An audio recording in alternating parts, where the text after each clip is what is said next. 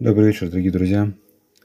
Хочется особое внимание уделить вот этому циклону, который будет зарождаться на территории Казахстана в пятницу во второй половине дня, предположительно часам там, к 3-4 дня. Да, смотрите, обратите внимание, усиление ветра 80 с лишним км в час. Сейчас попробую я приблизить карту, чтобы вы посмотрели, какие территории, потому что тут очень много населенных пунктов, которые попадают под воздействие этого урагана. Это только его зарождение, смотрите.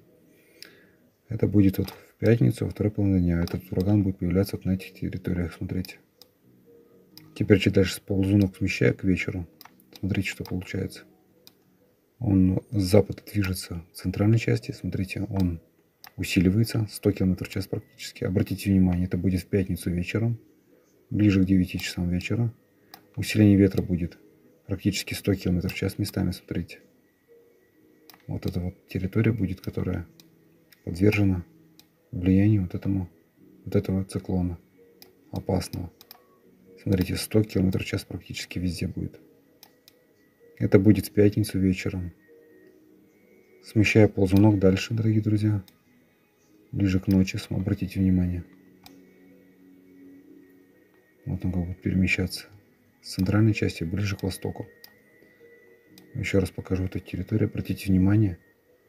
Вот этот циклон со скоростью 100 км в час будет проходить вот по этой территории. Если вы здесь проживаете, обратите внимание, это начнется все в пятницу с вечера. Лучше бы этого не было, конечно, дорогие друзья. Лучше бы этот прогноз был ошибочный, потому что 100 км в час и более это очень опасный циклон. Вот, дорогие друзья. Ползунок смещая на утро ранней субботы, обратите внимание, вот они. Вот эти вот города, населенные пункты будут под влиянием. И в субботу только к полудню этот циклон уйдет.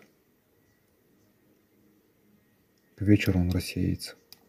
Будьте аккуратны, берегите свою жизнь, жизнь своих близких людей.